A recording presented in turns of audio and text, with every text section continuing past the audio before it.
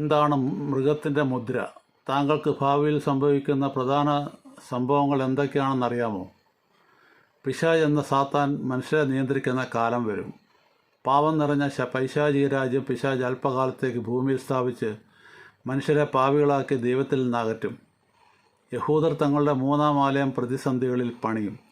എതിർ ക്രിസ്തു എന്ന ഒരു മനുഷ്യൻ പൈശാചിക പ്രതിമ ആലയത്തിൽ സ്ഥാപിക്കും. മനുഷ്യരെ പൈശാചിക മൃഗത്തെ ദൈവമാക്കി ആരാധിച്ച് വണങ്ങാൻ വാളാൽ നിർബന്ധിക്കും. മൃഗത്തിൻ്റെ മുദ്ര മനുഷ്യർ ശരീരത്തിൽ സ്വീകരിക്കേണ്ടി വരും. മുദ്രയുള്ളവർക്ക് മാത്രമേ ഭക്ഷണമോ മറ്റ് അത്യാവശ്യ സാധനങ്ങളോ വാങ്ങുകയോ വിൽക്കുകയോ ചെയ്യാൻ സാധിക്കുകയുള്ളൂ.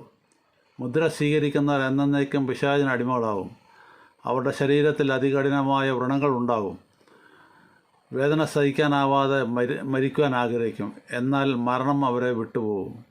മനുഷ്യർ പിശാചിൻ്റെ അടിമകളായി ജീവിക്കും.